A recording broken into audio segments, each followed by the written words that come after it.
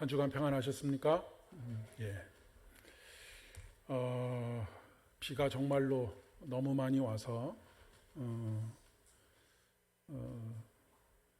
이것을 저희들이 김포에 살고 있는 것을 다행이라고 생각을 해야 되는 것인지 참 피해 당하시는 분들을 보면 아무 일도 없이 지내고 있는 것이 오히려 죄스러운 마음을 가질 정도로 전국이 참 힘들고 어려운 그런 시기를 지내고 있습니다. 우리가 정말로 기도해야 할 때인 것 같습니다. 좌절하고 절망하고 무너지지 않고 다시 소망을 가지고 일어설 수 있도록 우리가 가지고 있는 것도 나누고 또 마음도 함께 나누고 기도도 함께 나누어야 하겠다 싶은 생각을 가지게 됩니다. 인간을 흔히 갈대라고 표현을 합니다. 인간을 갈대에 비유하는 이유는 갈대가 가지고 있는 속성이 인간과 비슷하기 때문이 아닐까 싶습니다. 갈대는 몸통이 길지만 키는 몸통이 가늘고 아주 길죠. 그래서 키가 2m 이상 되는, 우리의 키를 훌쩍 넘어서는 그런 식물이지요. 워낙 가늘고 길기 때문에 잘 부러집니다. 그리고 약한 바람에도 잘 흔들립니다. 지금 자연재해 앞에 서 있는 인간의 모습, 우리들의 모습을 보니 갈대와 같다라고 하는 그 얘기가 그렇구나라고 그렇게 생각이 되어집니다. 그런데 한 가지 참으로 우리가 소망을 가지고 오늘도 살아가는 것은 하나님께서 상한 갈대도 꺾지 않으시는 그런 은혜의 하나님이시고 우리에게 긍휼을 베풀어 주시는 하나님이시기 때문에 그렇습니다. 성경에도 갈대에 대한 이야기들이 여러 곳에 등장합니다. 모세가 나일강에 띄워 보내질 때에도 갈대 상자에 태워져서 띄워 보내졌던 것을 기억합니다. 이 갈대는 특별히 요단강가에 그리고 요단강 주변의 언덕에 많이 자라고 있는 식물이었기 때문에 예수님께서도 이 갈대를 통해서 비유를 말씀하시기도 하셨던 것을 우리가 기억하고 있습니다.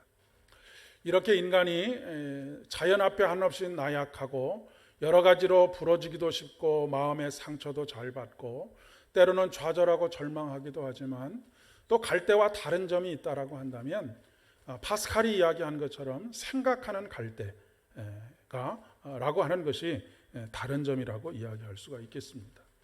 인간이 생각할 수 있다라고 하는 것은 굉장한 위대한 힘을 가지고 있습니다. 우리 인간의 생각은 문명을 낳았고 문명을 발달시켜 왔고 수많은 성취들을 이루어 왔습니다. 그런데 동시에 이 생각하는 힘은 인간에게 한없는 유익만 끼치는 것이 아니라 인간에게 오히려 큰 재앙과 화를 가져다 주기도 합니다. 지금 우리가 직면하고 있는 코로나19나 또 홍수와 폭우로 인한 크나큰 피해들은 사실은 인간의 끊임없는 탐욕에 의한 개발과 이 자연에 대한 착취의 결과라고도 이야기할 수 있기 때문에 그렇습니다. 그렇기 때문에 그저 생각하는 갈대에서 생각만 하는 것은 그렇게 생각만 하는 것보다는 더 중요한 것이 뭐냐면 무엇을 생각하느냐라고 하는 것이고요. 누구를 생각하느냐 하는 것입니다. 히브리 기자는 우리에게 이렇게 강권하고 있습니다. 그러므로 함께 하늘의 부르심을 받은 거룩한 형제들아, 우리가 믿는 도리의 사도이시며 대제사장이신 예수를 깊이 생각하라 라고 그렇게 말씀하십니다. 인간의 생각이 다 옳은 생각만 하는 것이 아니기 때문에 우리를 올바른 삶으로 이끌어 가시는, 그리고 아름답고 복된 삶으로 이끌어 가시는 하나님에 대한 생각으로 충만하게 우리의 생각을 채워가라 라고 하는 것을 이야기하고 있는 것입니다. 근데 참으로 안타깝게도 현대인들은 점점 생각하려 하지 않는 그런 시대적인 흐름 속에 있습니다. 특별히 젊은 세대로 내려갈수록 그런 환경들이 더욱더 조성이 되어지고 있습니다. 그러니까 젊은 사람들이 생각이 없다는 것이 아니고 시대적인 흐름 자체가 생각할 수 없는 시대, 생각하지 못하도록 하는 시대로 흘러가고 있다라고 하는 것이고요. 그렇기 때문에 그 시대적인 흐름 속에서 그저 정신줄을 놓게 되면 생각 없이 사는, 그저 우리에게 주어지는 현 상황 속에서 즐겁고 행복하면 된다라고 하는 생각 속에 살아가게 되는 그런 사람으로 되어져 간다라고 하는 그런 이야기입니다. 생각이 없으니 또 내용이 없게 되는 것이죠. 요즘 세대의 가장 두드러진 특징은 책도 읽지 않고 무엇인가를 눈으로 읽는 것을 잘 하지 않는다라고 하는 그런 것입니다. 거의 대부분을 유튜브라고 하는 매체를 통해서 지식을 얻고 정보를 얻고 판단을 합니다. 그런데 이거는 젊은 사람들만의 문제가 아니고 여러분 연세가 드신 분들도 마찬가지입니다. 요즘 카톡이나 이런 것에 유튜브의 그 영상들을 수도 없이 주고받는 그런 일들을 보게 되는데 그 안에는 수없는 가짜 뉴스들이 있습니다. 뿐만 아니라 그것은 우리의 판단을 흐리고 우리가 깊이 생각하기보다는 그것에 그냥 빠져들도록 만드는 그런 것들이 너무나 많이 우리가 그런 환경 속에 노출이 되어져 있습니다. 그러다 보니까 사고하는 훈련이 되지 않습니다. 무엇이 옳은 것인지라고 하는 것이기보다는 요즘은 자기의 마음이 끌리는 것, 그것이 진짜이든 가짜이든 상관없이 거기에 끌려서 그렇게 살아가는 모습들을 보게 됩니다. 사고 훈련이 되지 않으니까 뿐만 아니라 또 오래 머물러 있는 훈련들을 하지 못합니다. 대부분의 유튜브 영상들을 보면 한 5분, 짧으면 3분, 아주 길어봐야 10분 정도의 영상들이 대부분입니다. 더 길어지면 사람들이 보지 않기 때문에 그렇습니다. 관심을 끌 수가 없기 때문에 그렇습니다. 모든 일들을 즉석밥처럼 즉각 해결해 주지 않으면 금방 채널이 돌아갑니다. 요즘 사회적인 문제가 되고 있는 것 중에 한 가지가 유튜브 먹방입니다. 그리고 여러 가지 물건에 대한 소개, 자기가 이 물건을 써봤더니 좋더라, 이런 것들. 그런데 그것이 자기 돈을 주고 산 것인 줄 알았는데 대부분 다 뒤에서 광고비를 받고 그 일들을 했다라고 하는 것 때문에 큰 사회적인 문제가 되고 있습니다. 유튜브 영상의 대부분을 차지하고 있는 것 중에 한 가지가 먹방입니다. 근데 사실 내용이 아무것도 없습니다. 그냥 맛있게 먹는 것밖에 없습니다.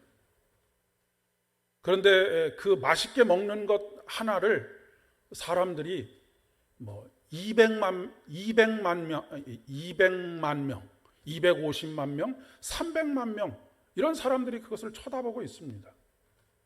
그냥 아무 생각 없이 그것을 쳐다보고 있습니다. 그걸 보면서 만족을 느끼기도 하고 그러는 것이죠.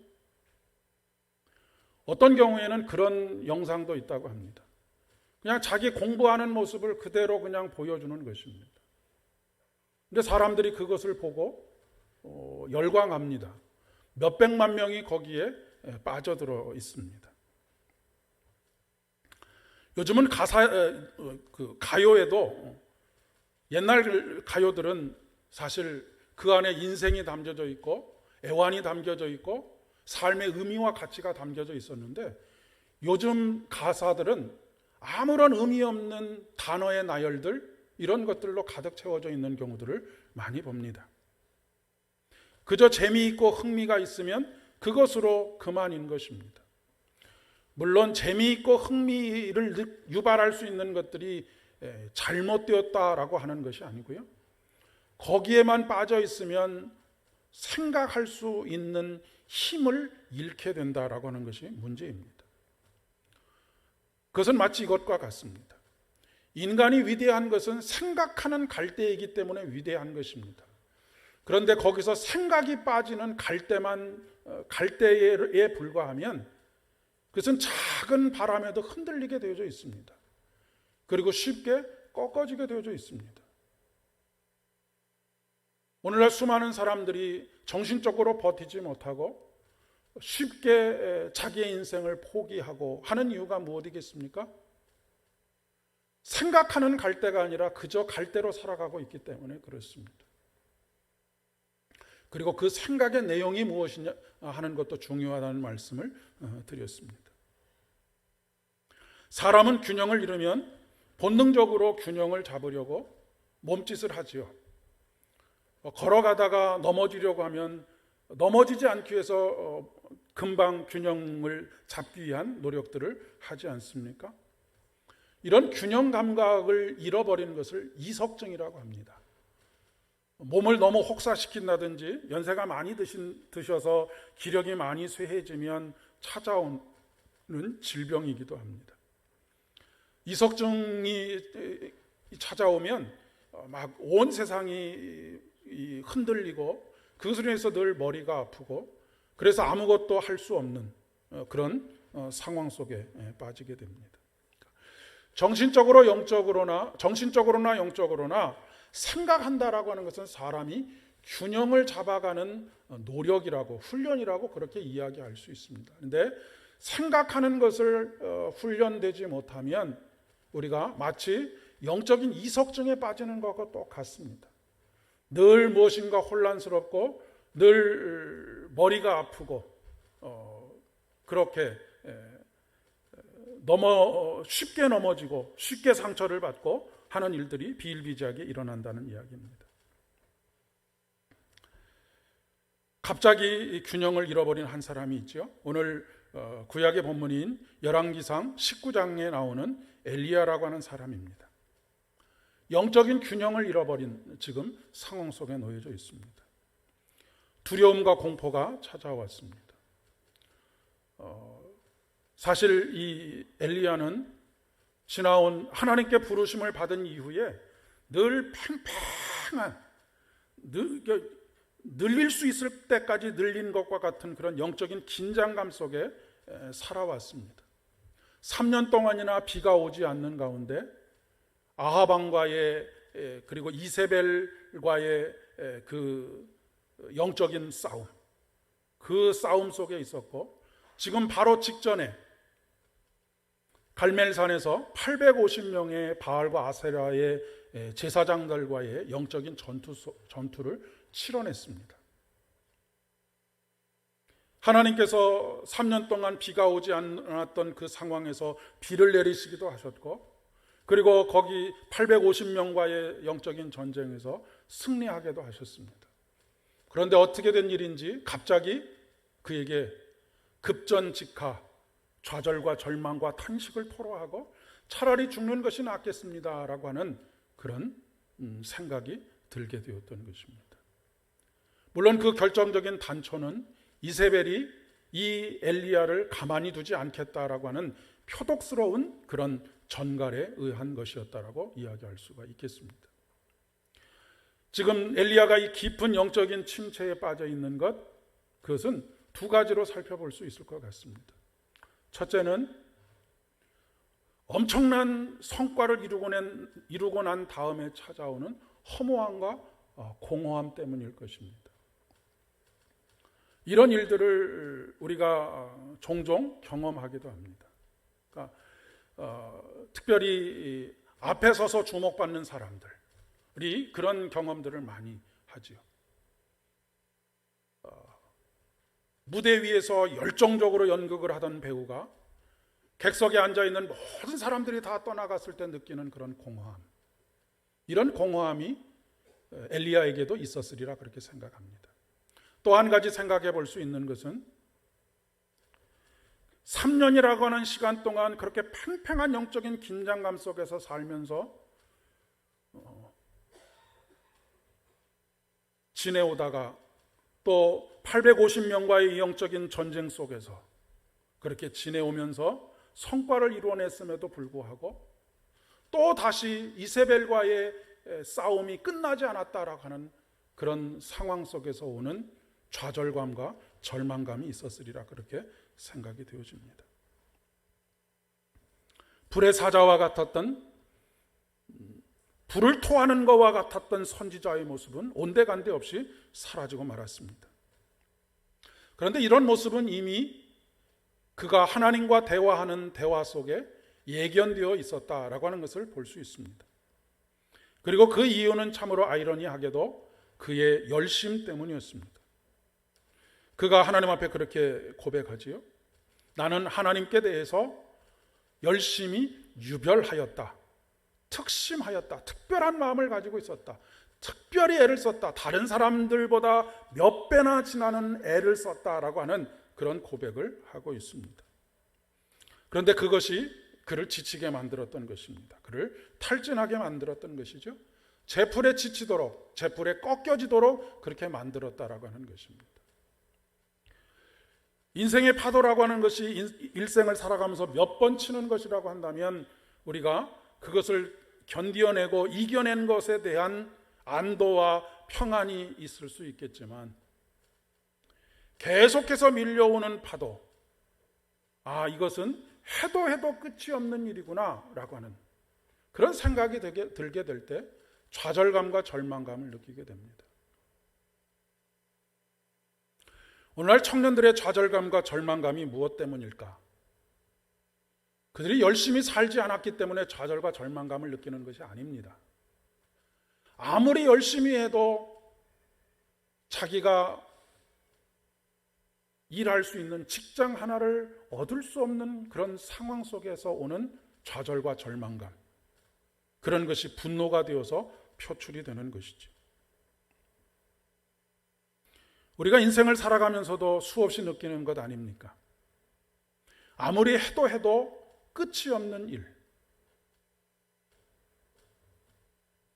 그러나 하나님께서 우리에게 일하시는 방식은 전혀 다른 방식입니다. 우리를 살게 하고 우리를 세우고 우리를 온전하게 하는 것은 나의 열심이 아니고 성경은 분명히 하나님의 열심이라고 그렇게 이야기하고 있습니다. 그것을 가장 정직하게 고백한 사람이 누구냐면 야곱입니다.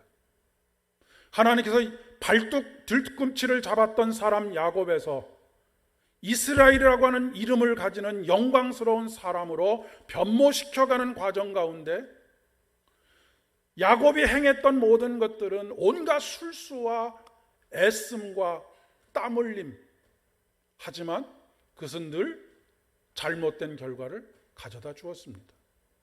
그래서 그에게 험악한 인생을 살게 됐는데 결국 그를 발 뒤꿈치를 잡던 사람에서 하나님의 사람으로 이스라엘이라고 하는 참으로 거룩한 이름을 갖게 된, 그렇게 만들어 가신 분은 하나님이시고 하나님의 열심의 결과라고 하는 이야기입니다. 만군의 여호와의 열심이 이를 이루시리라. 우리 인생의 대부분의 실패는 열심히 하지 않기 때문이 아닙니다. 물론 열심히 하지 않고 게을러서 실패하는 사람들도 있지만 많은 경우에 열심히 하지만 실패합니다.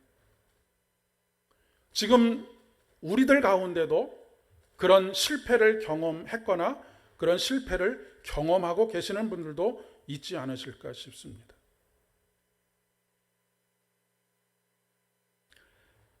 잘못된 열심, 그 열심은 우리를 깊은 나락으로 떨어지게 만드는 것이죠.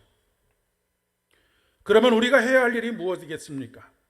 앞에서 말씀드린 것처럼 우리의 대제사장이신 예수 그리스도를 깊이 생각하는 것입니다. 생각에만 머물러 있지 않고 믿음으로 반응하고 믿음으로 순종하는 것입니다. 그런데 아까 말씀드렸던 새로운 세대들의 삶의 방식, 생각하지 않는 삶의 방식, 생각하는 훈련이 되지 않는 삶의 방식이 오늘날 신앙에 있어서도 아주 지대한 영향을 끼치고 있다라고 하는 그런 이야기입니다. 하나님 앞에 오래 머물러 있지 않고 말씀을 그러한가 하여 묵상하지 않는 삶의 태도들, 결국 그것은 생각하는 갈대가 아니라 생각은 없는 갈대 그 자체의 연약함만 남기는 것이죠.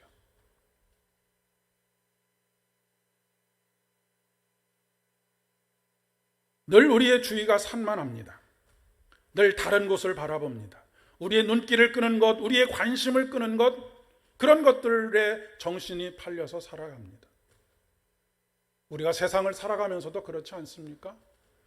하나님의 말씀보다 우리의 관심을 끌어당기는 것들이 얼마나 많이 있습니까?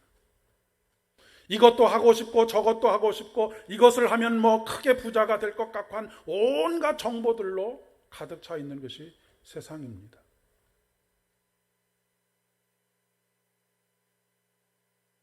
오늘 마태복음 14장에서 베드로가 물에 빠지게 된 이유가 무엇입니까? 그가 열심히 수영을 하지 않았기 때문입니까?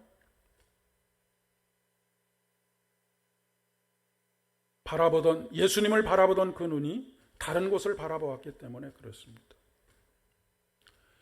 물 위에 있다라고 하는 것은 바다가 바로 세상을, 성경에서는 세상을 의미합니다. 그러니까 예수님께서 물 위를 걸으셨다라고 하는 것은 세상이 예수님의 발 아래에 있다라고 하는 것입니다. 베드로가 그 물 위를 걸었다는 이야기는 무엇입니까? 베드로가 세상 위에, 세상에 매몰된 것이 아니고 세상 위에 있었다라고 하는 것입니다. 어떤 때 베드로가 세상 위에 있을 수 있었습니까? 예수를 바라보았을 때입니다. 그런데 예수를 바라보던 그 시선이 세상을 바라보았을 때 더 이상 세상을 다스리는 자가 되지 못하고 세상에 빠져 구원을 해달라고 허우적거리는 인생으로 전락해버리고 말았다는 이야기입니다.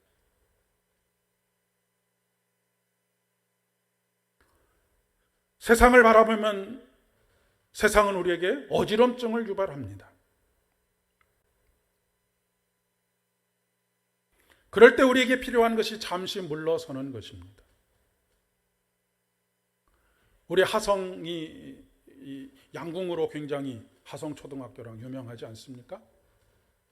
활시위를 당겨서 활시위가 빠르게 관역에 명중하고 멀리까지 나가도록 하기 위해서 꼭 필요한 것이 뭐냐면 활시위를 뒤로 많이 당겨야 합니다.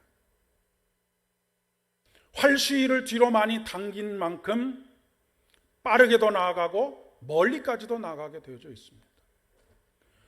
우리의 인생이 멀리까지 그리고 빠르게 가기 위해서는 반드시 뒤로 물러서는 시간이 필요합니다. 물러서서 하나님의 영으로 충전을 받는 시간입니다.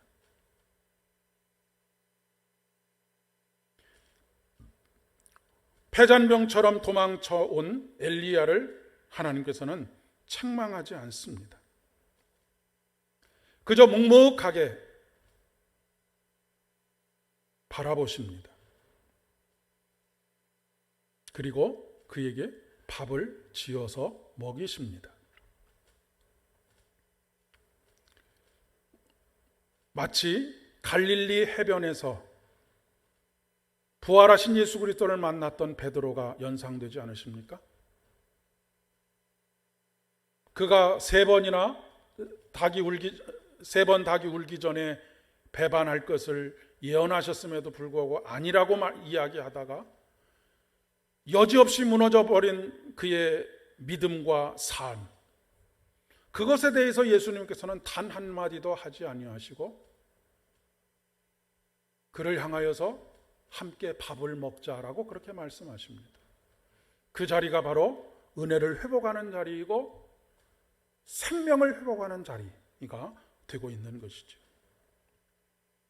아무것도 묻지 않으시고 그에게 먹을 것을 주시고 다시 잠들게 하시고 몸이 다시 쉬게 하시고 다시 먹이시고 반복하십니다. 이런 물러섬을 제일 잘 하셨던 분이 바로 예수님이십니다. 오늘 본문도 그렇게 시작하고 있습니다. 엘리야가 850명의 제사장들과 영적인 전쟁을 벌였던, 그래서 엄청난 일들을 하늘에서 불이 내려와서 제단을 다 태워버리는 그런 기적을 경험했던 것처럼 예수님께서 지금 바로 직전에 오병이어의 사건, 물고기 2마리와 보리떡 5개를 가지고 5,000명이 넘는 장정들을 먹이고도 12광주리가 남는 그런 기적을 베푸셨습니다. 그 광경을 목격한 그리고 경험한 모든 사람들이 예수님을 왕으로 추대하려고 할 만큼 그 기적은 놀라운 기적이었습니다. 그런데 예수님께서 그 즉시 제자들을 그곳에서 떠나보내십니다. 제자들을 그곳에서 떠나보내신 이유는 여기에 도취되어 있지 아니하고 따로 자기들만의 시간을 가질 수 있도록 하시는 배려일 뿐만 아니라 무리들을 다 보내시고 예수님께서 따로 산에 올라가셔서 홀로 하나님과 대면하는 시간을 가지고 있는 것을 보게 됩니다. 무리를 보내신 후에 기도하러 따로 산에 올라가시니라. 저물매 거기 혼자 계시더니. 요즘 우리 청소년들과 어린 친구들이 많이 쓰는 말로 낄낄빠빠입니다. 무슨 뜻인지 아십니까? 낄 때 끼고 빠질 때 빠질 줄 아는 사람. 그러니까 이런 영적인 균형을 잡아갈 줄 아는 사람이 멀리 갈 수 있고 올바르게 갈 수가 있습니다. 껴야 될 때에는 빠지고 빠져야 될 때는 끼고, 이렇게 되게 되면 아무리 열심히 해도 결과는 아무것도 남지 않고 오히려 허무와 절망만 남습니다. 이 때를 아는 것이 굉장히 중요하고요. 이 때를 주장하시는 분이 바로 우리 하나님이십니다.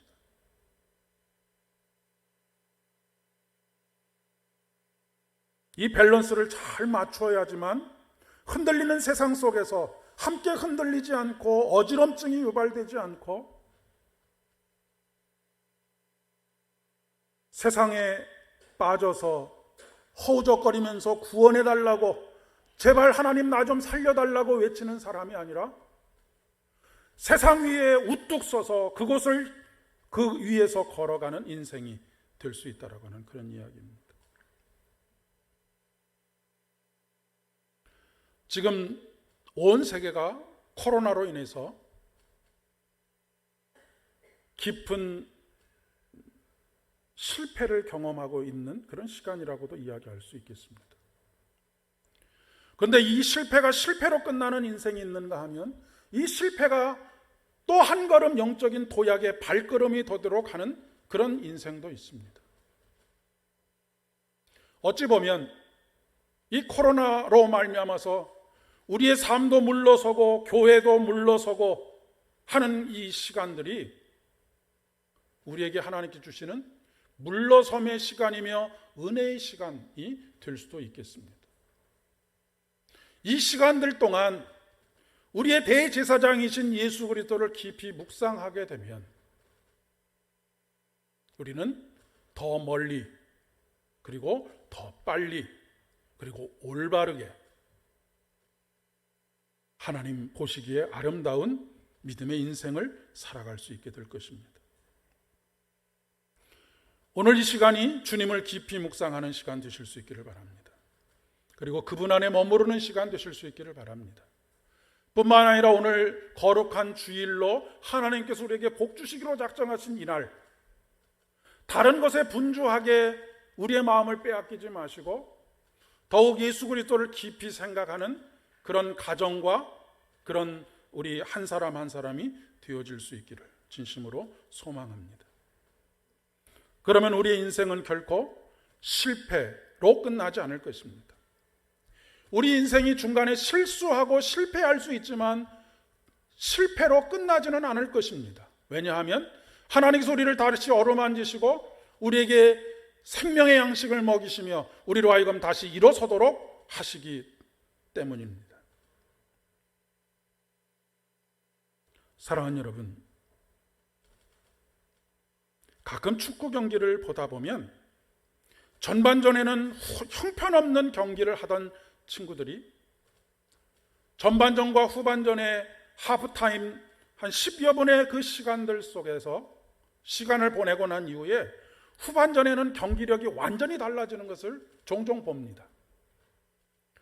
감독이 전반전을 객관적으로 바라보면서 무엇이 잘못되었고 어떤 대처를 해야지 이길 수 있겠는가라고 하는 그런 작전 지시들을 하고 그것을 잘 이해하고 그것을 내 생각으로 바꾸어서 경기장에서 그것을 펼쳐나갈 때 전반전과는 전혀 다른 승리하는 후반전을 뛸 수 있도록 하는 것입니다.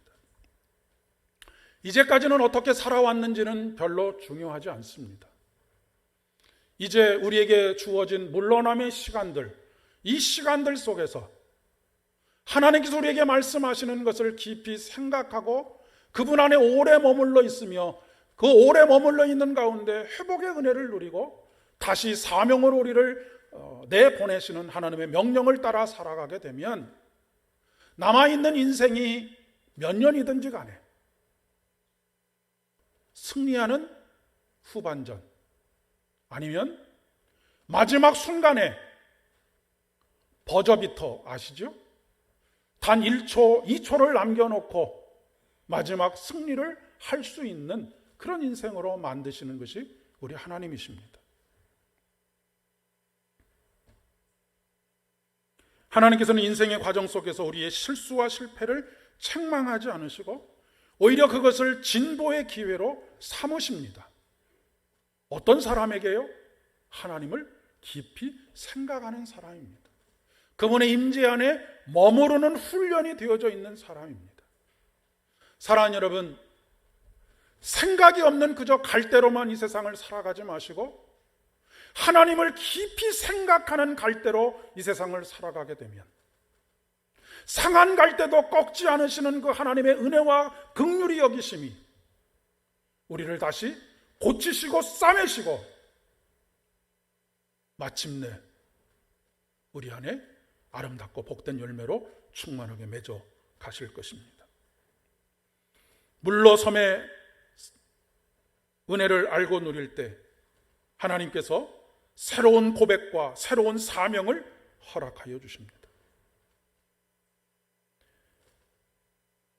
요동치는 물결 속에 빠졌을 때 건져주시는 베드로를 건져주신 예수님, 그것을 보고 그 실패를 통해서 배 안에 있었던 모든 제자들이 함께 깨달았던 것이 무엇입니까?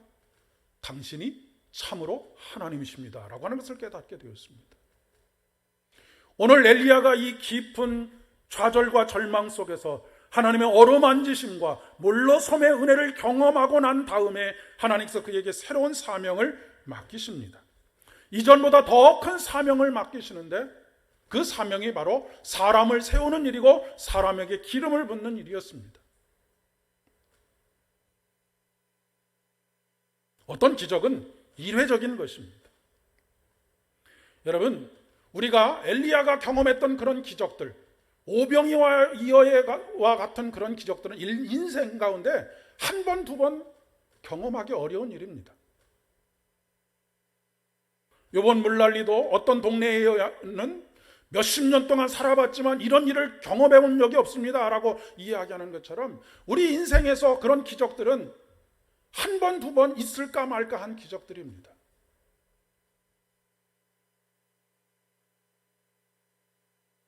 그런데 우리가 계속해서 기름을 붓고 사람을 세우는 그런 일들을 하게 되면 하나님의 긴 호흡의 역사 속에서 이 일들은 계속해서 반복되어지는 하나님의 놀라운 역사가 되지 않겠습니까? 아람 왕 하사엘과 님시 아들 예후 그리고 그의 후계자인 엘리사입니다.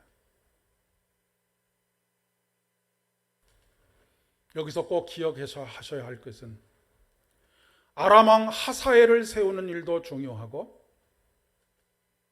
님시 아들 예후를 세우는 것도 참 중요하지만 엘리야에게 정말로 더 중요한 일은 그의 후계자인 엘리사를 세우는 것입니다. 여러분, 교회 안에서의 역할을 잘 감당하는 것도 굉장히 중요하고 세상 가운데서 여러분의 삶을 잘 감당하는 것도 중요한 일입니다. 세상 가운데서 복음을 전하고 누군가를 구원하는 일도 참으로 중요한 일이지만 특별히 후계자로 엘리사에게 기름을 부어 하나님의 사람들의 명맥을 이어갔던 엘리야처럼 오늘 우리에게 주신 우리의 사랑하는 자녀들에게 하나님의 기름 부으심을 위하여서 일하는 사람들, 이것만큼 중요한 일이 어디 있겠습니까? 다시 사명으로 살아가시는 여러분 되실 수 있기를 바랍니다. 하나님이 세우시는 사람, 하나님이 세워가시는 사람, 하나님께서 보내시는 사람, 하나님께 보내심을 받은 사람으로 그렇게 살아가실 수 있기를 바랍니다. 이번 한 주간도 여러분의 발걸음이 아름다운 발걸음, 살리는 발걸음, 살게 하는 발걸음, 발걸음이 머무는 곳마다 주님의 은혜가 있는 발걸음. 발걸음을 멈추었다고 내가 정체되어 있다고 퇴보하고 있다고 절망할 필요 없습니다. 그 시간이 우리에게 물러섬의 시간이 되게 할 때 우리는 물러선 것만큼 앞으로 달려갈 수 있게 되겠기 때문입니다. 두 걸음 앞으로 나아가기 위해서 한 걸음을 뒤로 물러서는 것이 우리 조상들의 지혜였던 것과 마찬가지로 반드시 우리에게는 물러섬의 시간이 있으므로 말미암아 하나님과 함께 두 걸음 앞으로 나아가는 영적인 진보, 믿음의 깊어짐이 있을 것을 믿습니다. 그런 여러분 되실 수 있기를 진심으로 축복합니다.